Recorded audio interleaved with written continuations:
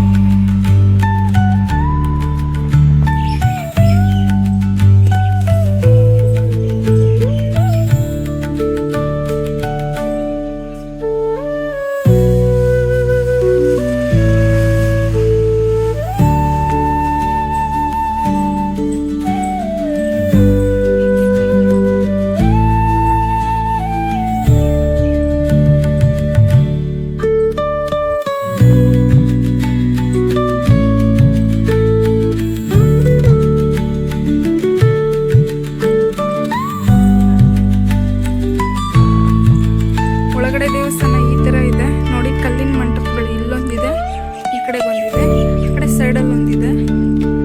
But ಅಲ್ಲಿ ನೋಡಿ, ಇದನ್ನ ಕೆಡವು ಬಿಟ್ಟಿದ್ದಾರೆ ಯಾರು.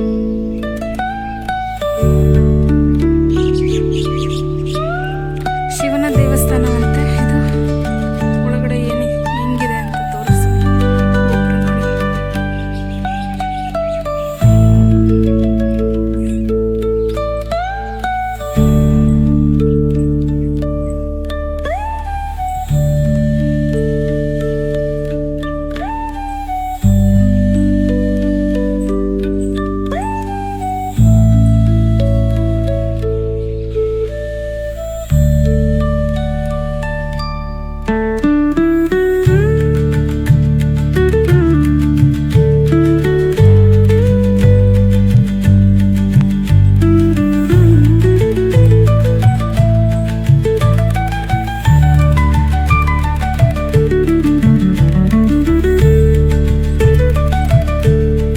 ದೇವಸ್ಥಾನ ಓಪನ್ ಆಗೇ ಇದೆಯಲ್ಲ, ದರ್ಶನ ಮಾಡ್ಕೊಳ್ಳೋಣ ಅಂತ ಒಳಗಡೆ ಹೋದೆ.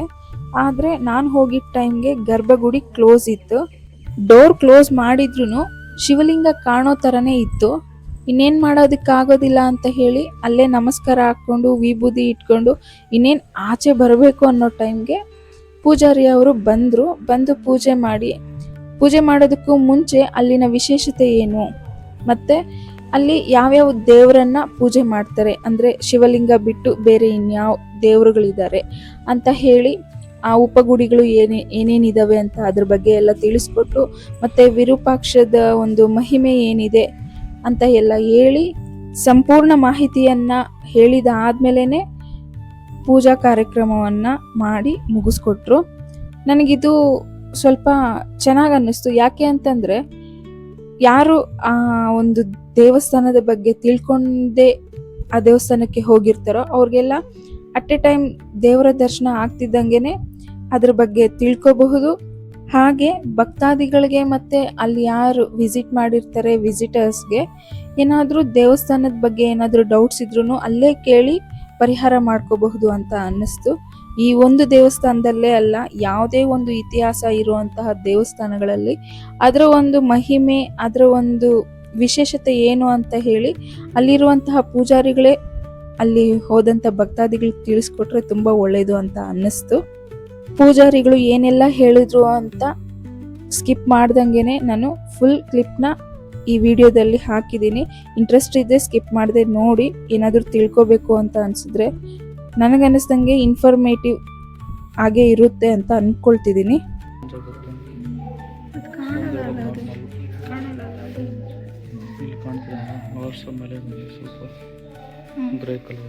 ಇದು ಬೇರೆ ಲಿಂಗ ಯಾಕಂಗೆ ಎರಡು ಇಟ್ಟಿರೋದು ಗೊತ್ತಿಲ್ಲ. ಇದು ಟೈಮಿಂಗ್ಸ್ ಏನಿಲ್ಲ ಸಮಯದ ಬೆಳಗ್ಗೆ 6 ಗಂಟೆಯಿಂದ ಸಾಯಂಕಾಲ 5 ಗಂಟೆ. ಅಲ್ಲ, ಅದು ಚೇಂಜ್ ಆಗೋದು ಕಲರ್. 6 ಗಂಟೆಯಿಂದ 12 ಗಂಟೆವರೆಗೂ ಕೆಂಪು, 12 ಗಂಟೆಯಿಂದ 4 ಗಂಟೆವರೆಗೂ ಸ್ಫಟಿಕ ಬಿಳಿ ಬಣ್ಣ, 4ರಿಂದ ಬೆಳಗಿನ 6 ಗಂಟೆವರೆಗೂ ಮಧುವರ್ಣ. ಅದಕ್ಕೆ ಶ್ಲೋಕ ಇದೆ. ಏನು ಶ್ಲೋಕ ಅದು? ನಿಮಗೆ H2O ಅದು ನೀರು ಫಾರ್ಮುಲಾ. ಅದೇ ಥರ ಉದಯಾತ್ರೆ ಘಟಿಕಾಯುಕ್ತೆ ರಕ್ತವರ್ಣಂಕೃತೆ ಪ್ರಮಿಷ್ಯತೆ ಅಪರಾಹ್ನೆ ಸ್ಫಟಿಕಾಯುಕ್ತೆ ಸಾಹಿನ್ಯೆ ಮಧುವರ್ಣಂಕೃತೆ ಇತ್ಯುಕ್ತಂ ಲಿಂಗರೂಪಂಚ ವಿರೂಪಾಕ್ಷೋ ಅತ್ರಿ ಪ್ರತಿಷ್ಠಿತಾ. ಅತ್ರಿ ಮಹಾಮುನಿಗಳು ಬರೋದು ಕೃತಿಯುಗದಲ್ಲಿ. ಇದು ಕಲಿಯುಗ ಅಂದರೆ ಆ ಲಿಂಗಕ್ಕೆ ಕೃತಿಯುಗ, ತ್ರೇತಾಯುಗ, ದ್ವಾಪರಯುಗ, ಕಲಿಯುಗ 3 ಯುಗಗಳು ಕಳೆದು 4ನೇ ಯುಗ ನಡೀತಾ ಇರ್ತದೆ. ಅದು ವಿಶೇಷ.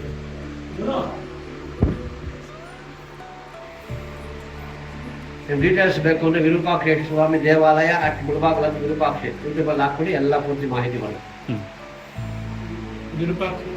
ದೇವಾಲಯ ಅಟ್ ಮುಳಬಾಗಿಲು ವಿರೂಪಾಕ್ಷ ಟೆಂಪಲ್ ಅಂತ ಹಾಕ್ಕೊಳ್ಳಿ, ನಿಮ್ಗೆಲ್ಲ ಬರ್ತದೆ.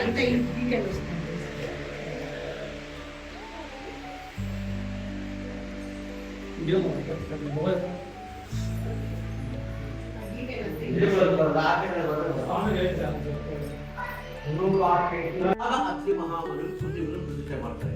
ಇಲ್ಲಿ ಇನ್ನೂ ಒಂದು ವಿಶೇಷ ಏನಪ್ಪಾ ಅಂತಂದ್ರೆ, ಬೆಂಗಳೂರಲ್ಲಿ ಗವಿ ಗಂಗಾಧರ ಸ್ವಾಮಿ ಬೆಟ್ಟದಲ್ಲಿ ಸಂಕ್ರಾಂತಿ ಹಬ್ಬದ ದಿನ ಸೂರ್ಯ ಕಿರಣಗಳು ಸಾಯಂಕಾಲ ಬೀಳುತ್ತೆ. ಅದೇ ತರ ನಮಗೆ ಶಿವರಾತ್ರಿ ದಿನ ಬೆಳಗ್ಗೆ ಸೂರ್ಯ ಕಿರಣಗಳು ಆತ್ಮಲಿಂಗ ಬೀಳ್ಬೇಕಂಥದ್ದು. ಇವಾಗ ಸೂರ್ಯ ಕಿರಣಗಳು ಬಣ್ಣ ಬದಲಾವಣೆ ಆಗ್ತಕ್ಕಂಥದ್ದು 5 ಶಕ್ತಿ ವಿಶೇಷಗಳು ತೋರಿಸ್ತೀನಿ. ನೀವು ಸ್ವಲ್ಪ ಎಲ್ಲ ಇರೋದು ಬನ್ನಿ. ಫಸ್ಟು ಸೂರ್ಯ ಕಿರಣ ಬೆಂಗಳೂರಲ್ಲಿ ಗವಿ ಗಂಗಾಧರ ಸ್ವಾಮಿ ಬೀಳುತ್ತಲ್ಲ, ಅದೇ ಅಂತ ನಮಗೆ ಇಲ್ಲಿ ಶಿವರಾತ್ರಿಗೆ ಅದನ್ನ ಎಲ್ಲ ತೋರಿಸ್ತೀನಿ. ಏನೋ ಡೌಟ್ ಇದೆ ಅದನ್ನ ಕೇಳಿ. ಮಧ್ಯದಲ್ಲಿ ನೋಡಿ ಈ ಥರ ಬೆಂಗಳೂರಲ್ಲಿ ಗವಿ ಗಂಗಾಧರ ಸ್ವಾಮಿ ಸೂರ್ಯ ಕಿರಣ ನಮಗಿಲ್ಲಿ, ಅಲ್ಲಿ ಗವಿ ಗಂಗಾಧರ ನಮಗೆ ನಮ್ಮ ದೇವಸ್ಥಾನ ಇಲ್ಲಿ ಹಿಂದ್ಗಡೆ ನೋಡ್ಕೊಳ್ಳಿ. ಸ್ವಲ್ಪ ನೀವು ಹಿಂದಕ್ಕೆ ಹೋಗ್ಬೇಕಾದ್ರೆ ಕಾಣಿಸಲ್ಲ, ಸ್ವಲ್ಪ ಹಿಂದಕ್ಕೆ ಹೋಗಿ ಸೂರ್ಯ ಕಿರಣ ಬೀಳೋದು. ಗವಿ ಗಂಗಾಧರ ಅಲ್ಲಿ ಬೀಳುತ್ತೆ, ನಮಗಿಲ್ಲಿ ಅಲ್ಲಿಗೆ ಸೂರ್ಯ ಕಿರಣ ಸಮೇತ ಒಂದು ಮುಗೀತು. ಬೆಳಗ್ಗೆ 7 ಗಂಟೆಗೆ ಅಲ್ಲಿ ಸಂಕ್ರಾಂತಿ, ಇಲ್ಲಿ ಶಿವರಾತ್ರಿ, ಅಲ್ಲಿ ಸಂಜೆ, ಇಲ್ಲಿ ಬೆಳಗ್ಗೆ. ಬಣ್ಣ ನಿಮ್ಗೆ H2O ಅದು ನೀರು ಫಾರ್ಮುಲಾ. ಅದೇ ಥರ ನಮ್ಗೆ ಶ್ಲೋಕದ ಪ್ರಕಾರ ಬಣ್ಣ ಬದಲಾವಣೆ ಆಗ್ತಕ್ಕದ್ದು. ಉದಯಾತ್ರೆ ಘಟಿಕ, ಉದಯ ಅಂದ್ರೆ ಬೆಳಗ್ಗೆ, ರಕ್ತವರ್ಣ ಅಂದ್ರೆ ಕೆಂಪು. ಈ ಥರ ಬೆಳಗ್ಗೆ 6 ಗಂಟೆ ಮುಂದ್ಗಡೆ ಇರ್ತಕ್ಕಂಥ ಲಿಂಗ. 6 ಗಂಟೆಯಿಂದ ಹಿಡಿದು 12 ಗಂಟೆವರೆಗೂ ರಕ್ತವರ್ಣ ಕೆಂಪು ಮುಂದ್ಗಡೆ. 6 ಗಂಟೆಯಿಂದ 12 ಗಂಟೆವರೆಗೂ ಕೆಂಪು ಒಂದಾಯ್ತಾ, ಅದನ್ನ ಬಿಟ್ಬಿಡಿ. ನೆಕ್ಸ್ಟ್ 12 ಗಂಟೆಯಿಂದ 4 ಗಂಟೆವರೆಗೂ ಸ್ಫಟಿಕ ಟ್ರಾನ್ಸ್ಪರೆಂಟ್ ಕಲರ್. ಶ್ವೇತವರ್ಣಕ್ಕೂ ಟ್ರಾನ್ಸ್ಪರೆಂಟ್ ತುಂಬಾ ಡಿಫ್ರೆನ್ಸ್ ಇದೆ. ಕೆಲಸ ಬಿಳಿಗಿಲ್ಲ ಅಂತ ಕೇಳ್ಬಿಟ್ಟು ಟ್ರಾನ್ಸ್ಪರೆಂಟ್ ಸ್ಫಟಿಕದ ಮಣಿ ಹೆಂಗಿರುತ್ತೋ ಆ ಥರ ಇರ್ತದೆ. ಶ್ವೇತವರ್ಣ ಅಂದ್ರೆ ಬಿಳಿ ಬಣ್ಣ, ಇದು ಟ್ರಾನ್ಸ್ಪರೆಂಟ್ ಕಲರ್. ಸ್ಫಟಿಕದ ಮಣಿ ಹೆಂಗಿರುತ್ತೋ ಆ ಥರ ಇರ್ತಕ್ಕದ್ದು. ಅಪರಾಹ್ನೆ ಸ್ಫಟಿಕ, ಅಪರಾಹ್ನ ಮಧ್ಯಾಹ್ನ 12 ಗಂಟೆಗೆ ಸ್ಫಟಿಕ ಬಿಳಿ ಬಣ್ಣ, ಟ್ರಾನ್ಸ್ಪರೆಂಟ್ ಕಲರ್ ಅಂತಾರೆ. ಆಯ್ತಾ, ಎರಡಾಯ್ತು, ಅದನ್ನ ಬಿಟ್ಬಿಡಿ. ಇವಾಗ 4 ಗಂಟೆಗೆ ಬನ್ನಿ. 4 ಗಂಟೆಗೆ ಸಂಜೆ, ರಾತ್ರಿ ಎಲ್ಲ ಪೂರ್ತಿ ಬೆಳಗಿನ ಜಾವ 6 ಗಂಟೆವರೆಗೂ ಸಾಹಿನ್ಯೆ ಮಧುವರ್ಣ ಕೃತೆ. ಮಧುವರ್ಣ ಜಂತೃಪ ಕಲರ್ ಇದ್ರ. 4ರಿಂದ ಬೆಳಗಿನ ಜಾವ 6 ಗಂಟೆವರೆಗೂ ಮಧುವರ್ಣ ಜಂತೃಪ ಕಲರ್. ಮಧುವರ್ಣ ಅಲ್ಲಿಗೆ ಒಂದು ಸೂರ್ಯ ಕಿರಣಗಳು 3 ಬಣ್ಣಗಳು. ಅಲ್ಲಿಗೆ 5 ಸೆಕೆಂಡ್ ಒಂದು ಕ್ಲಿಯರ್ ಆಯ್ತು. ಇನ್ನು 4 ತೋರಿಸ್ಬೇಕು ಅಲ್ವಾ? ಇದು ಗಣಪತಿ, ಕುರುಡುಮಲೆ ಗಣಪತಿ, ನಮ್ಮ ಗಣಪತಿ ಎರಡು ಒಂದೇ. ಅದು ಝೂಮ್ ಮಾಡಿ ನೋಡಿದ್ರೆ ದೊಡ್ಡದಾಗಿ ಕಾಣಿಸುತ್ತೆ, ಇದು ಚಿಕ್ಕದಾಗಿ ಕಾಣಿಸುತ್ತೆ. ಇದೆಲ್ಲ ನಿಮ್ಗೆ ಏನು ತೋರಿಸ್ತಾ ಇದ್ದೀನಿ ಅಂತಂದ್ರೆ, ಇದು ಕೃತಿ ಯುಗದ ನಿಮ್ಗೆ ರೆಫರೆನ್ಸ್. ಇದಕ್ಕೆ ಯಾಕೆ ಕೃತಿ ಯುಗದ್ದು ಅಂತಂದ್ರೆ, ಅದು ನಿಮ್ಗೆ ಕಲಿಯುಗಕ್ಕೂ ಕೃತಿ ಯುಗಕ್ಕೂ ಡಿಫ್ರೆನ್ಸ್ ಬರುತ್ತೆ, 3 ಯುಗಗಳು. ಅದಕ್ಕೆ ಇದು ಕೃತಿ ಯುಗ ಗಣಪತಿ ಅಂತ. ಪ್ರಾಕಾರದಲ್ಲಿ ಆ ಥರ ಪ್ರಾಕಾರದಲ್ಲಿ ಏನಪ್ಪಾ ಓ ಈ ಕಡೆ ಇದೆ ಏನಮ್ಮ ಏನ್ ಡಿಫ್ರೆನ್ಸ್ ಅದೇ ಅಲ್ಲಿ ಏನ್ ಹೇಳ್ತಾರೆ ನಿಮ್ಗೆ ಅಲ್ಲಿ ಹೋಗಿದ್ರೆ ಕುಟುಂಬದಾಗೆ ಅಲ್ಲಿ ಹೋಗಿ ತಿಳ್ಕೊಂಡಾಗ ಗೊತ್ತಾಗುತ್ತೆ ನಿಮ್ಗೆ ಏನಕ್ಕೆ ಅಂತಂದ್ರೆ ಕೃತಿಯುಗದ್ದು ಅನ್ನೋದಕ್ಕೆ ನಿಮ್ಗೆ ಪ್ಯಾಟರ್ನ್ ತೋರಿಸ್ತಾ ಇರೋದು. ಯಾಕೆಂದ್ರೆ 16 ಗಣಪತಿಗಳು ಇರ್ತಕ್ಕಂಥದ್ದು, 16 ಗಣಪತಿ, ಒಂದೊಂದು ಗಣಪತಿ ಒಂದೊಂದಂತೆ. ಈ ಗಣಪತಿ ಇದು ಕೃತಿಯುಗದೇ ರೆಫರೆನ್ಸ್ ಬೇಕು ಅಂದಾಗ ಅವರಲ್ಲಿ ಹೇಳ್ತಾರೆ ಅದು ಕೃತಿಯುಗದ ಗಣಪತಿ, ಅದು ಇದು ತಗೊಂಡು ಫೋಟೋ ಎರಡೂ ಒಂದು ಮ್ಯಾಚ್ ಮಾಡಿದ್ರೆ ಎಲ್ಲರೂ ಸೇಮ್ ಇದ್ದೇ ಇರುತ್ತೆ. ಅದು ಝೂಮ್ ಮಾಡ್ಬೋದು ದೊಡ್ಡದಾಗುತ್ತೆ, ಇದು ಚಿಕ್ಕದಾಗುತ್ತೆ. ಅದಕ್ಕೆ ರೆಫರೆನ್ಸ್ ನಿಮ್ಗೆ ಇದು ಅದು ಕೃತಿಯುಗದ ಗಣಪತಿ ಅಂತ ರೆಫರೆನ್ಸ್ಗೆ ಅದಾಯ್ತಾ. ಇದ್ರ ಬಗ್ಗೆ ಏನಪ್ಪಾ ಅಂತಂದ್ರೆ ಮಕ್ಕಳು ಯಾರಾದ್ರೂ ವಿದ್ಯಾಭ್ಯಾಸ ಕಡಿಮೆ ಇದ್ರೆ ಓದ್ ಮಾತಾಡೋದು ಈ ಬುದ್ಧಿಮಾಂತ ಆರ್ಟಿಸಮ್ ಅಂತ ಹೇಳ್ತಾರೆ. ಗೊತ್ತಾ ಆರ್ಟಿಸಮ್ ಅಂದ್ರೆ ಅದಕ್ಕೆ ಸಂಬಂಧಪಟ್ಟ ಹಾಗೆ ಅಂಗವಿಕಲಿತ ಅದು ವಿಶೇಷ ನಿರ್ಮಾಣ ಮಾಡ್ತಕ್ಕಂಥ 16 ಗಣಪತಿ ಮಹಾಗಣಪತಿ ಗೊತ್ತಾಯ್ತಾ. 2 ಆಯ್ತು. ಮೂರನೇದು ಬಂದು ಇದು ಪಾರ್ವತಿ. ಇದು ಪಾರ್ವತಿ ಬಂದು ಇದೆಲ್ಲ ನಾವು ತೋರಿಸೋ ಪ್ರಾಕಾರದಲ್ಲಿ ಇಲ್ಲೇ ನಮ್ಮ ದೇವಸ್ಥಾನದ ಪ್ರಾಕಾರದಲ್ಲೇ ನಾವು ತೋರಿಸೋದು, ಬೇರೆ ಯಾವುದು ನಾವು ತೋರಿಸಲ್ಲ. ನಮ್ಮ ದೇವಸ್ಥಾನ ಏನ್ ಕಥೆ ಇದೆ ಅದನ್ನ ಮಾತ್ರ ಹೇಳ್ತಕ್ಕಂಥದ್ದು. ಇದು ಪಾರ್ವತಿ. ಈ ಪಾರ್ವತಿ ಬಗ್ಗೆ ವಿಶೇಷ ಏನಪ್ಪಾ ಅಂತಂದ್ರೆ ಈ ಹೆಣ್ಣು ಮಕ್ಕಳಿಗೆ ಮದುವೆ ಆಗದೆ ಇದ್ರೆ, ಗಂಡು ಮಕ್ಕಳಿಗೆ ಮದುವೆ ಆಗದೆ ಇದ್ರೆ ಕಂಕಣ ಭಾಗ್ಯಕ್ಕೋಸ್ಕರ ಪಾಣಿಗ್ರಹ ಪ್ರವೇಶಕ್ಕೋಸ್ಕರ ನಿರ್ಮಾಣ ಮಾಡ್ತಕ್ಕಂಥದ್ದು ಪಾರ್ವತಿ. ಏನಕ್ಕೋಸ್ಕರ ನಾವು ಈ ಪಾರ್ವತಿ ಸಂಹಾರಕ್ಕೆ ಹೇಳ್ಬೋದು, ಪಾಣಿಗ್ರಹ ಪ್ರವೇಶಕ್ಕೆ ಬೇರೆ ಪಾರ್ವತಿ ಆಗಲ್ವಾ ಅಂತ ನೀವು ಕೇಳ್ಬೋದು. ಆದ್ರೆ ಪಾರ್ವತಿ ಒಂದು ಕೈಯಲ್ಲಿ ಪಾಶ ಇರುತ್ತೆ, ಒಂದು ಕೈಯಲ್ಲಿ ಅಂಕುಶ ಇರುತ್ತೆ, ಅದಕ್ಕೆ ಪಾರ್ವತಿ ಇರ್ತಾರೆ. ಈ ಪಾರ್ವತಿಗೆ ಏನಾಗಿದೆ ಅಂದ್ರೆ ಪಾಶನೂ ಇಲ್ಲ ಅಂಕುಶನೂ ಇಲ್ಲ, 2 ಕೈಯಲ್ಲಿ 2 ಕಮಲದ ಬಂಪು ಯಾವಾಗ ಇರುತ್ತೋ ಅದು ವಿಶೇಷವಾಗಿ ಪಾಣಿಗ್ರಹ ಮದುವೆಗೆ ಕಂಕಣ ಭಾಗ್ಯಕ್ಕೋಸ್ಕರ ಗಿರಿಜಾಕರಣ. ಅದಕ್ಕೆ ಇಲ್ಲಿ 900 ಸೇರ್ಕೊಂಡು ಗಿರಿಜಾ ಕಲ್ಯಾಣೋತ್ಸವ ಮಾಡ್ತಾರೆ. ಈಶ್ವರನಿಗೆ ಹುಡುಗಿ ಸೆಟ್ ಆಗಿರಲ್ಲ, ಪಾರ್ವತಿಗೆ ಹುಡುಗ ಸೆಟ್ ಆಗಿರಲ್ಲ, ಅದಕ್ಕೋಸ್ಕರ ವಿಶೇಷವಾಗಿ ಮಾಡ್ತಕ್ಕಂಥದ್ದೇ ಗಿರಿಜಾ ಕಲ್ಯಾಣೋತ್ಸವ. ಅದು ಇದು ಪಾರ್ವತಿ ಆಯ್ತಾ. ನೆಕ್ಸ್ಟ್ 4ನೇದು 3ನೇದು ಈ ಬಗಳಾಮುಖಿ. ಈ ಬಗಳಾಮುಖಿ ಬಂದು ನಮ್ಮ ಇಂಡಿಯಾದಲ್ಲಿ ಎಲ್ಲೂ ಇಲ್ಲ. ಈ ಅಮ್ಮನವ್ರ ಬಗಳಾಮುಖಿ ಎಲ್ಲ ಇಲ್ಲೇ. ನಾನು ಹೇಳ್ತಾರೆ ಕಥೆ ಎಲ್ಲ ನಮ್ಮ ದೇವಸ್ಥಾನದ ಬಗ್ಗೆ ಹೇಳ್ತಾ ನಮ್ಮ ದೇವಸ್ಥಾನದ ಬಗ್ಗೆ ಮಾಹಿತಿ ನಾನು ಹೇಳ್ತಾ ಇರೋದು, ಬೇರೆ ದೇವಸ್ಥಾನದ ಬಗ್ಗೆ ಹೇಳ್ತಾ ಇಲ್ಲ. ಇದು ಎಲ್ಲ ನೋಡ್ಕೊಂಡ್ ಬಂದ್ಮೇಲೆ ಅದೇ ಬಗಳಾಮುಖಿ ಆಯ್ತಾ. ಎಲ್ಲ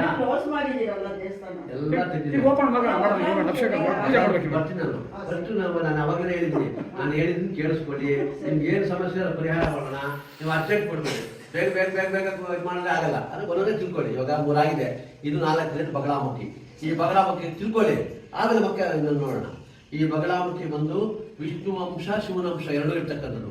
ಏನು ವಿಷ್ಣು ಅಂಶ ಶಿವನಂಶ ಅಂದ್ರೆ ಶಂಕು, ಚಕ್ರ, ಖಡ್ಗ, ತ್ರಿಶೂಲ, ಸಿಂಹದ ಮೇಲೆ ಈ ಕಡೆ ಆ ಕಡೆ ಕಾಲ ಕುರಿತಕ್ಕಂಥದ್ದು. ಅದಕ್ಕೆ ನಿಮ್ಮನ್ನು ಪದೇ ಪದೇ ನಾನು ಹೇಳ್ತಾ ಇರೋದು ನಮಗೆ ಭಾರತ ದೇಶದಲ್ಲಿ ಎಲ್ಲೂ ಇಲ್ಲ. ನಿಮಗೆ ಗುವಾಹಟಿ ಕಾಮಾಖ್ಯದಲ್ಲಿ ಬಂದು ಪ್ರತ್ಯಂಗಿರಾದೇವಿ, ಯಾರಾದ್ರೂ ಶತ್ರುಗಳಿದ್ರೆ ಅಲ್ಲಿ ಕಾಮಾಖ್ಯಕ್ಕೆ ಹೋದ್ರೆ ಅಲ್ಲಿ ಶತ್ರು ನಿವಾರಣೆ ಇರುತ್ತೆ, ಅಲ್ಲಿ ಬಿಟ್ರೆ ಇನ್ನು ಬಗಳಾಮುಖಿ ಎಲ್ಲೂ ಇಲ್ಲ. ಬೇರೆ ಕಡೆ ಎಲ್ಲೋ ಇದೆ ಅಂತ ಹೇಳಿದ್ರೆ ಬೇರೆ ಕಡೆ ಇದ್ರೂ ಕೂಡ ಹೆಸರು ಇರ್ಬೋದು, ಆದ್ರೆ ಮೈನ್ ಇಂಪಾರ್ಟೆಂಟ್ ನಮ್ಗೆ ಆಯುಧಗಳು ಶಂಕು, ಚಕ್ರ, ಖಡ್ಗ, ತ್ರಿಶೂಲ, ಸಿಂಹದ ಮೇಲೆ ಈ ಕಡೆ ಆ ಕಡೆ ಕಾಲ ಕುರಿತಕ್ಕ ಅಮ್ಮನವ್ರು ಎಲ್ಲೂ ಇಲ್ಲ. ಏನು ಈ ಅಮ್ಮನ ವಿಶೇಷ ಅಂತಂದ್ರೆ ಕೃತಿಯುಗದಲ್ಲಿ ಅತ್ರಿ ಮಹಾಮುನಿಗಳು, ಅವಾಗ ಅತ್ರಿ ಮಹಾಮುನಿಗಳು ಹೇಳಿದ್ರೆ ಅತ್ರಿ ಮಹಾಮುನಿ ಯಾರು ಏನು ಅಂತ ಹೇಳಿಲ್ಲ. ಅತ್ರಿ ಮಹಾಮುನಿಗಳು ಯಾರು ಅಂದ್ರೆ ಸಪ್ತ ಋಷಿಗಳಲ್ಲಿ ಅವರೊಬ್ರು. ಆ ಸಪ್ತ ಋಷಿಗಳಲ್ಲೊಬ್ಬರು ಅವರು ತ್ರಿಕಾಲ ಜ್ಞಾನಿಗಳು. ಏನಕ್ಕೆ ತ್ರಿಕಾಲ ಜ್ಞಾನಿಗಳು ಅಂದ್ರೆ ನಾನು ಇವಾಗ ಹೇಳ್ತೇನೆ. ಕಾರಣ ಏನು ಅಂದ್ರೆ ಅವ್ರ ಮುಂದೆ ಆಗೋದು ಗೊತ್ತು, ಹಿಂದೆ ನಡೆದಿರೋದು ಗೊತ್ತು, ಅಟ್ ಪ್ರೆಸೆಂಟ್ ಈಗ ಆಗೋದು ಗೊತ್ತು. ಯಾಕೋಸ್ಕರ ಅವ್ರಿಗೆ ಅದು ಗೊತ್ತು ಅಂತ ನಾನು ಹೇಳ್ತಾ ಇರೋದು ಅಂದ್ರೆ ಕಲಿಯುಗದಲ್ಲಿ ಬಡ್ಡಿ ವಿಕ್ರಮಾದಿತ್ಯ ಹುಡ್ತಾನೆ, ಅವನಿಗೆ 7 ರಾಶಿ ಶನಿಕಾಟ ಇರುತ್ತೆ. ಯಾರಿಗೆ? ಬಡ್ಡಿ ವಿಕ್ರಮಾದಿತ್ಯನಿಗೆ. ಆ 7 ರಾಶಿ ಶನಿಕಾಟ ಪರಿಹಾರ ಆಗ್ಬೇಕು ಅಂದ್ರೆ ಆತ್ಮ ಗಂಡಿಗೆ ನಿಧಿಗೆ ಹೋಗಿ ಅಲ್ಲಿಂದ ಸಾಲಿಗ್ರಾಮ ಶಿಲೆ ತಗೊಂಡ್ಬಂದು ತಾನೇ ಸ್ವತಃ ಕೆತ್ತನೆ ಮಾಡಿ ಪ್ರತಿಷ್ಠೆ ಮಾಡಿದ್ರೆ ಅವನಿಗೆ ಬಂದಿರ್ತಕ್ಕಂಥ 7 ರಾಶಿ ಶನಿಕಾಟ ಪರಿಹಾರ ಆಗತ್ತೆ. ತಾನೇ ಬರ್ತಿರುತ್ತೆ. ನೀವು ಹಿಂಗ್ ಮಾತಾಡ್ತಾರೆ ನಾನು ಏನ್ ಹೇಳಕ್ ಹೋಗಲ್ಲ, ಮಾತಾಡ್ಕೋಬೇಕಾದ್ರೆ ಮನೇಲಿ ಹೋಗಿ ಮಾತಾಡ್ಕೊ, ಇಲ್ಲ ಆ ಕಡೆ ಹೋಗಿ ಮಾತಾಡಿ. ಯಾಕಂದ್ರೆ ನಿಮ್ಮಿಂದ ಬೇರೆಯವ್ರು ತೊಂದರೆ ದಯವಿಟ್ಟು ಈ ತರ ಅವ್ರಿಗೆ ಹಣದಲ್ಲಿ ಬರ್ತಿರುತ್ತೆ. ಏನಂತ ಈ ತರ 7 ರಾಶಿ ಶನಿಕಾಟ ಇದೆ ಅಂತ. ಅದಕ್ಕೋಸ್ಕರ ಆತ್ಮ ಹೋಗಿ ಬೇಟಾಳ ವಚದಲ್ಲಿ ಹೋಗಿ ಗಂಡಗಿ ನದಿಗೆ ಹೋಗಿ ಅಲ್ಲಿಂದ ಸಾಲಿಗ್ರಾಮ ಶಿಲೆ ತಗೊಂಡ್ಬಂದು ತಾನೇ ಸ್ವತಃ ಕೆತ್ತನೆ ಮಾಡಿ ಪ್ರತಿಷ್ಠೆ ಮಾಡ್ತಾನೆ. ಪ್ರತಿಷ್ಠೆ ಮಾಡಿದ ಮೇಲೆ ಅವ್ನಿಗೆ 7 ರಾಶಿ ಶನಿಕಾಟ ಕೂಡ ಪರಿಹಾರ ಆಗುತ್ತೆ. ಯಾರಿಗೆ? ಬಡ್ಡಿ ವಿಕ್ರಮಾದಿತ್ಯನಿಗೆ. ಆವಾಗ ಅತ್ರಿ ಮಹಾಮುನಿಗಳು ಏನ್ ಹೇಳ್ತಾರೆ, ಕಲಿಯುಗದಲ್ಲಿ ಎಲ್ಲ ಜಾಸ್ತಿ ಆಗುತ್ತೆ. ಯಾವುದು? ಪರಕೀಯ, ಪರಯಂತ್ರ, ಪರಮಂತ್ರ, ಪರತಂತ್ರ, ವಿಶ್ಯ ಚೂರ್ಣಿಕಾದಿ ಸರ್ವದೋಷ ನಿವಾರಣಾರ್ಥಂ ಆಸ್ಮಿನ್ ಗೃಹೆ ಆಸ್ಮಿನ್ ಶರೀರೆ ಭೂತ ಪ್ರೇತ ಸ್ತಂಭಿನಿ ದುಷ್ಟಗ್ರಹ ದೋಷ ನಿವಾರಣಾರ್ಥಂ. ಇದೆಲ್ಲ ಕಲಿಯುಗದಲ್ಲಿ ಜಾಸ್ತಿ ಆಗೋದ್ರಿಂದ ಅರ್ಥ ಯಾರು ಬಂದು ಬಗಳಾಮುಖಿಗೆ ಹೋಮಗಳು ಅವನುಗಳು ಪೂಜೆಗಳು ಮಾಡ್ಕೊಂತಾರೋ ಅವಂಥವ್ರಿಗೆಲ್ಲ ಇದೆಲ್ಲ ಪರಿಹಾರ ಆಗತ್ತೆ ಅಂತ ಹೇಳಿ ಹೋಮಕುಂಡದಲ್ಲಿ ಉದ್ಭವ ಆಗಿರ್ತಕ್ಕಂಥ ಮೂರ್ತಿ. ಅವರು ಹೋಮ ಮಾಡಿರ್ತಕ್ಕಂಥದ್ದು ಅತ್ರಿ ಮಹಾಮನಿಗಳು ಅಷ್ಟಮಿ. ಕಲಿಯುಗದಲ್ಲಿ ಬಟ್ಟಿ ವಿಕ್ರಮಾದಿತ್ಯನಿಗೆ ಪುನರ್ ಪ್ರತಿಷ್ಠಾಪನೆ ಮಾಡಿ ಅವ್ರಿಗೆ 7 ಶನಿಕಾಟ ಪರಿಹಾರ ಆಗಿರೋದು ಅಷ್ಟಮಿ. ನಮಗಿಲ್ಲಿ ಪೂಜೆ ಪುನಸ್ಕಾರಗಳು ನಡೆಯೋದು ಅಷ್ಟಮಿ. ನಾಳೆ ಅಷ್ಟಮಿ ಇರೋದ್ರಿಂದ ಬಗಳಾಮುಖಿ ವಿಶೇಷವಾಗಿ ಪೂಜೆಗಳು ನಡೆಯತಕ್ಕಂಥದ್ದು ಬಗಳಾಮುಖಿ. 4 ಆಯ್ತಾ. 5ನೇದು ಬಂದು ಮಾರಮ್ಮ ಅಂತ ಮುಂದ್ಗಡೆ ಹೋಗ್ತಕ್ಕಂಥ ಇದು. ಈ ಮಾರಮ್ಮನ ಬಂದು ವಿಶೇಷವಾಗಿ ವ್ಯಾಪಾರಸ್ಥರಿಗೆ ಯಾರು ವ್ಯಾಪಾರ ಮಾಡ್ತಾರೋ ಸಂತಾನ ಭಾಗ್ಯ, ಉದ್ಯೋಗ, ಕುಷ್ಠಜ್ವರ, ಶೀತಜ್ವರ, ಕಫಜ್ವರ, ತ್ರೈಪಜ್ವರ, ಕೃತಿಮಜ್ವರ, ಸದಿಪಾಜ್ವರ, ಸರ್ವರೋಗ ನಿವಾರಣಾರ್ಥಂ ಗುರು ಶಂಕರಾಚಾರ್ಯ ಬೀಜಾಕ್ಷರ ಷಟ್ಕೋಣ ಯಂತ್ರದಲ್ಲಿ ಮಹಾಮಾರಿಕ ಮಹಾಂಬದೆ ಪಶುಪಾಲಾದಿ ಸಂರಕ್ಷಣಿ ಅಂದ್ರೆ ಹಸುಗಳು ಮತ್ತು ಬಾಲಕ ಅಮ್ಮ ಹಾಕಿದ್ರೆ ಮಕ್ಕಳಿಗೆ ಪಶುಪಾಲಾದಿ ಸಂರಕ್ಷಣಿ ಅತ್ರಿ ಕ್ಷೇತ್ರ ನಿವಾಸಿನಿ. ಇದು ಅತ್ರಿ ಕ್ಷೇತ್ರ. ಅತ್ರಿ ಕ್ಷೇತ್ರದಲ್ಲಿ ಆಯಮ್ಮ ನಿವಾಸ ಆಗಿರ್ತಕ್ಕಂಥದ್ದು.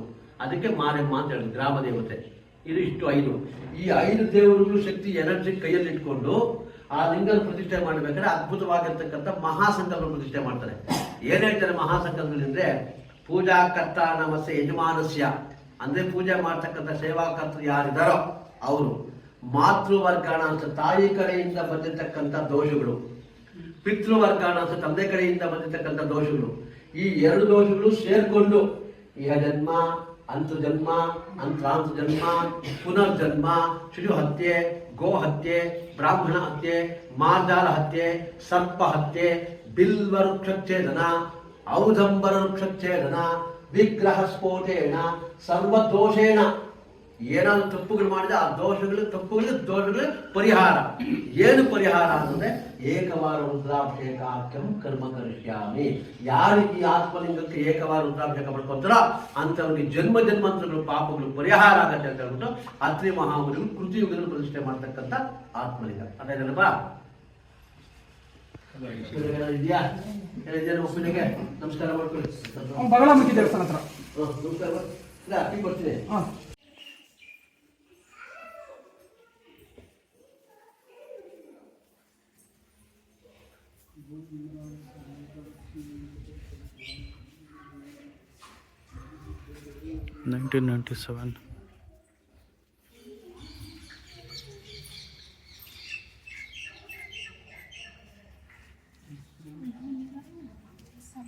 ಸಮೇತ ಅಂತ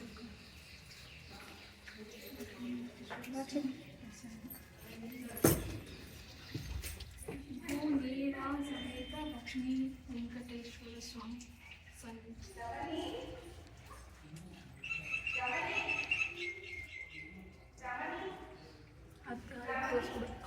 ಇದು ತೋರಿಸು ಭೂನೀಳ ಸಮೇತ ಮೇಲ್ಗಡೆ ರಾಂಗ್ ಮಾಡಿದೆ.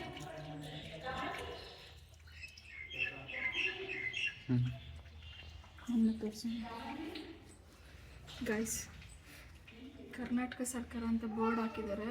ಕೆಳಗಡೆ ಬರೆದಿರೋ ಅಕ್ಷರಗಳಲ್ಲಿ ಕರೆಕ್ಟಾಗಿ ಬರೆದಿದ್ದಾರೆ, ಮೇಲೆ ಹಾಕಿದಾರಲ್ಲ ಅದು ರಾಂಗ್ ಮಾಡಿದ್ದಾರೆ ನೋಡಿ. ಭೂನೀಳ ಸಮೇತ ಲಕ್ಷ್ಮೀ ವೆಂಕಟೇಶ್ವರ ಸ್ವಾಮಿ ಸನ್ನಿಧಿ ಅಂತಿರಬೇಕು. ಇಲ್ಲೇನು ಹಾಕಿದ್ದಾರೆ, ಭೂನೀಳ ಸಮೇತ ಲಕ್ಷ್ಮೀ ವೆಂಕಟೇಶ್ವರ ಸ್ವಾಮಿ ಪ್ರಸನ್ನ ಅಂತ ಹಾಕಿದ್ದಾರೆ. ನಮ್ಮ ಕರ್ನಾಟಕದವರೇ ಈ ಥರ ತಪ್ಪುಗಳು ಮಾಡಿದ್ರೆ ಏನು ಹೇಳೋಣ. ಕೋಲಾರ ಜಿಲ್ಲೆಯಲ್ಲಿರುವಂತಹ ಮುಳಬಾಗಿಲು ತಾಲೂಕಿನ ವಿರೂಪಾಕ್ಷಿಯಲ್ಲಿ ಇರುವಂತಹ ವಿರೂಪಾಕ್ಷ ದೇವಸ್ಥಾನ. ಈ ವಿರೂಪಾಕ್ಷ ದೇವಸ್ಥಾನದ ಮುಖ್ಯ ವಿಶೇಷತೆ ಏನಪ್ಪಾ ಅಂತಂದ್ರೆ ಗರ್ಭಗುಡಿಯಲ್ಲಿರುವಂತಹ 2 ಶಿವಲಿಂಗಗಳು. ಈ 2 ಶಿವಲಿಂಗಗಳನ್ನ ಅತ್ರಿ ಮಹರ್ಷಿಗಳು ಪ್ರತಿಷ್ಠಾಪನೆ ಮಾಡಿರ್ತಾರೆ.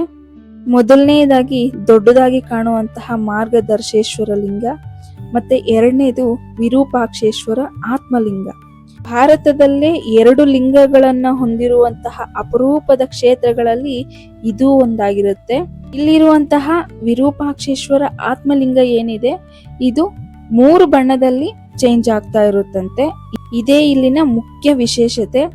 ಹಾಗೆ ಇಲ್ಲಿನ ಇನ್ನೂ ಭಿನ್ನವಾದ ವಿಶೇಷತೆಗಳು ಏನು ಅಂತ ಹೇಳಿ ಪೂಜಾರಿಗಳು ತಿಳಿಸ್ಕೊಟ್ರು ಅಂತ ಹೇಳದ್ನಲ್ಲ, ಸ್ಕಿಪ್ ಮಾಡಿ ವಿಡಿಯೋ ನೋಡ್ತಿರೋರಾದ್ರೆ ಹೋಗಿ ನೋಡಿ, ತುಂಬಾ ಇನ್ಫಾರ್ಮೇಟಿವ್ ಆಗಿದೆ. ಈ ದೇವಸ್ಥಾನವನ್ನ ವಿಜಯನಗರದ ಸಾಮ್ರಾಜ್ಯ ಕಾಲದಲ್ಲಿ ಕಟ್ಟಿರ್ತಾರೆ. ಸುಮಾರು 14-15ನೇ ಶತಮಾನದಲ್ಲಿ ಈ ಪ್ರಸಿದ್ಧ ಐತಿಹಾಸಿಕ ದೇವಸ್ಥಾನವನ್ನ ನಿರ್ಮಿಸಿರ್ತಾರೆ. ಅದೇನೋ ಗೊತ್ತಿಲ್ಲ, ಈ ನಡುವೆ ಅಂತೂ ನಾನು ಬರೀ ವಿಜಯನಗರ ಸಾಮ್ರಾಜ್ಯದಲ್ಲಿ ಕಟ್ಟಿರುವಂತಹ ದೇವಸ್ಥಾನಗಳಿಗೆನೆ ವಿಸಿಟ್ ಮಾಡ್ತಾ ಇದ್ದೀನಿ. ಏನೋ ನನಗಂತೂ ಗೊತ್ತಿಲ್ಲ, ಇದು ಕೂಡ ಅನ್ಎಕ್ಸ್ಪೆಕ್ಟೆಡ್ ವಿಸಿಟೇ. ಅದಕ್ಕೆ ದೇವಸ್ಥಾನಗಳಿಗೆ ನಾನು ಯಾವತ್ತೂ ಬ್ಲ್ಯಾಕ್ ಕಲರ್ ಡ್ರೆಸ್ನ ಪ್ರಿಫರ್ ಮಾಡೋದಿಲ್ಲ. ನನಗೆ ಗೊತ್ತಿಲ್ಲದೇನೆ ದೇವಸ್ಥಾನಕ್ಕೆ ಬಂದಿರೋದು, ಆದ್ರಿಂದ ಬ್ಲ್ಯಾಕ್ ಡ್ರೆಸ್ಸಲ್ಲಿ ನೋಡ್ತಿದ್ದೀರ ನನ್ನನ್ನು. ಯಾವುದೇ ಕಾರಣಕ್ಕೂ ನಾನು ದೇವಸ್ಥಾನಕ್ಕೆ ಹೋದರೆ ಬ್ಲ್ಯಾಕ್ ಪ್ರಿಫರ್ ಮಾಡೋದಿಲ್ಲ.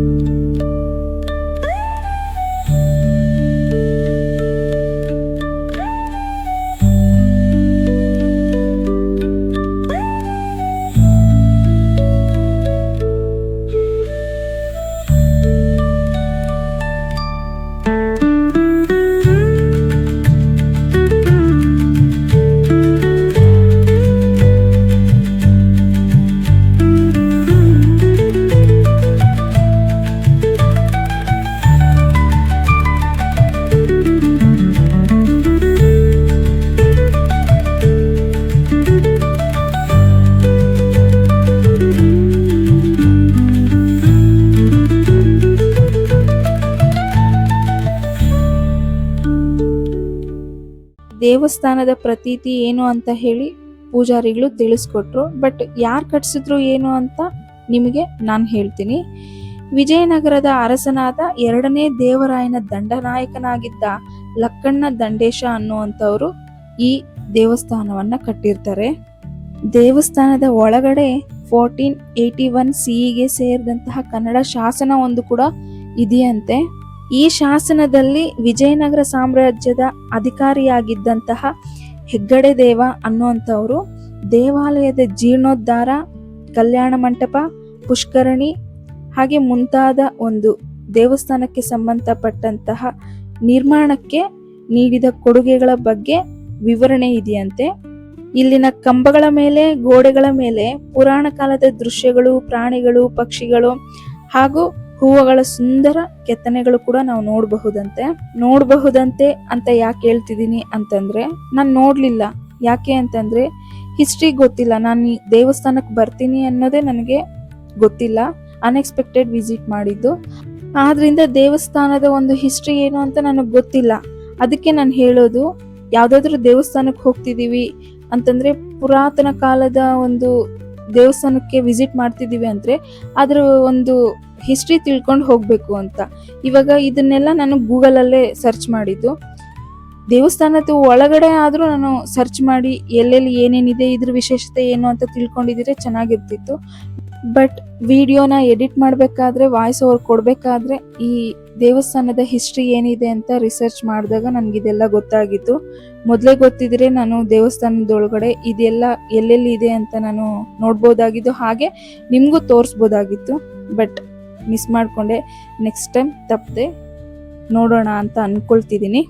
ಹಾಗೆ ಇಲ್ಲಿರುವಂತಹ ಬಗಲಮುಖಿ ದೇವಿ ದೇವಸ್ಥಾನವನ್ನ ರಾಜ ವಿಕ್ರಮಾದಿತ್ಯನು ಸ್ಥಾಪಿಸಿದಾನೆ ಅಂತ ಕೂಡ ಇಲ್ಲಿನ ಒಂದು ನಂಬಿಕೆ ಆಗಿದೆ. ಹಾಗೆ ಅಲ್ಲದೆ ಇಲ್ಲಿರುವಂತಹ ಕಲ್ಯಾಣ ಮಂಟಪಗಳು ಮತ್ತೆ ಮೆಟ್ಟಿಲಿರುವಂತಹ ಬಾವಿ, ಎತ್ತರವಾಗಿರುವಂತಹ ಮುಖ್ಯ ದ್ವಾರಗಳು ಇಲ್ಲಿ ಆಕರ್ಷಣೀಯವಾಗಿರುತ್ತೆ. ಈ ವಿರೂಪಾಕ್ಷಿ ದೇವಸ್ಥಾನ ಏನಿದೆ ಇದು ಮುಳುಬಾಗಲ್ಗೆ 5 ಕಿಲೋಮೀಟರ್ಸ್ ಡಿಸ್ಟೆನ್ಸ್ ಆಗುತ್ತೆ ಅಷ್ಟೇ. ನನಗೊಂದು ಅನ್ನಿಸ್ತು, ಎಲ್ಲೋದ್ರೂ ಈ ಪ್ಲಾಸ್ಟಿಕ್ ಬಾಟಲ್ಸ್, ಕವರ್ಸು, ಪೇಪರ್ಸ್ನ ಮಾತ್ರ ನಾನು ನೋಡದೆ ಇರೋಕ್ಕಾಗ್ತಿಲ್ಲ. ಯಾಕೆ ಈ ಥರ ದೇವಸ್ಥಾನಗಳಲ್ಲೂ ಈ ಥರ ಗಲೀಜು ಮಾಡಿರ್ತಾರೋ ನನಗಂತೂ ಅರ್ಥನೇ ಆಗ್ತಿಲ್ಲ. ಈ ದೇವಸ್ಥಾನದಲ್ಲಿ ಅಷ್ಟು ದೊಡ್ಡ ಕಲ್ಲಿನ ಗೋಡೆ ಕೂಡ ಬೀಳಿಸ್ಬಿಟ್ಟಿದ್ದಾರೆ. ಹೇಗೆ ತಳ್ಳುದ್ರಂತಾನೆ ಅರ್ಥ ಆಗ್ತಿಲ್ಲ. ಇಷ್ಟೆಲ್ಲ ಪ್ರತೀತಿ ಇರುವಂತಹ ದೇವಸ್ಥಾನ, ಇಷ್ಟೊಂದು ವಿಶಾಲವಾಗಿರುವಂತಹ ದೇವಸ್ಥಾನ ಈಗ ನೋಡೋದಕ್ಕೆ ಶಿಥಿಲಾವಸ್ಥೆಯಲ್ಲಿದೆ. ಇದು ಸರ್ಕಾರ ಗಮನಕ್ಕೆ ಬಂದು ಜೀರ್ಣೋದ್ಧಾರ ಮಾಡಿದ್ರೆ ಚೆನ್ನಾಗಿರುತ್ತೆ ಅಂತ ನನ್ನೊಂದು ಆಸೆ. ದೇವಸ್ಥಾನದ ಮುಂಭಾಗದಲ್ಲೇ ಇದೊಂದು ದೊಡ್ಡ ಹೊರಳೊಂದಿತ್ತು ನೋಡಿ, ಎಷ್ಟು ದೊಡ್ಡದಾಗಿದೆ. ಈ ಥರದ್ದೆಲ್ಲ ನಮಗೆ ಕಾಣಸಿಗೋದು ಕೇವಲ ಕೆಲವೊಂದು ಕಡೆ ಮಾತ್ರ. ತುಂಬ ಚೆನ್ನಾಗಿದೆ ಅಲ್ಲ, ಬಟ್ ಎಷ್ಟು ಗಲೀಜಾಗಿದೆ ನೋಡಿ. ಹಾಗೆ ದೇವಸ್ಥಾನದ ಮುಂಭಾಗದಲ್ಲಿ ರಾಯಗೋಪುರ ಒಂದಿದೆ. ಇದು ಮೇಂಟೈನ್ ಮಾಡಿದ್ರೆ ತುಂಬ ಚೆನ್ನಾಗಿರ್ತಿತ್ತು, ಬಟ್ ಗಿಡಗಳೆಲ್ಲ ಬೆಳ್ಕೊಂಡು ಸ್ವಲ್ಪ ವಿಕಾರವಾಗಿದೆ. ಬಟ್ ತುಂಬ ಚೆನ್ನಾಗಿ ಅನ್ನಿಸ್ತು ನನಗೆ. ತುಂಬ ಅಂದರೆ ತುಂಬ ಚೆನ್ನಾಗಿದೆ ವಿರೂಪಾಕ್ಷ ದೇವಸ್ಥಾನ. ತಪ್ಪದೆ ವಿಸಿಟ್ ಮಾಡಿ. ಹಾಗೆ ಈ ವಿಡಿಯೋ ಇಷ್ಟ ಆಗಿದೆ ಅಂತಲೇ ತಿಳ್ಕೊತಾ ಇದ್ದೀನಿ. ಇಷ್ಟ ಆಗಿದ್ರೆ ಲೈಕ್ ಮಾಡಿ, ಹಾಗೆ ನಿಮ್ಮ ಫ್ಯಾಮಿಲಿ ಫ್ರೆಂಡ್ಸ್ಗೆ ಶೇರ್ ಮಾಡಿ. ಹೊಸದಾಗಿ ನಮ್ಮ ವೀಡಿಯೋಸ್ನ ನೋಡ್ತಿರೋರು ತಪ್ಪದೆ ನಮ್ಮ ಚಾನೆಲ್ನ ಸಬ್ಸ್ಕ್ರೈಬ್ ಮಾಡ್ಕೊಳ್ಳಿ. Thank you for watching.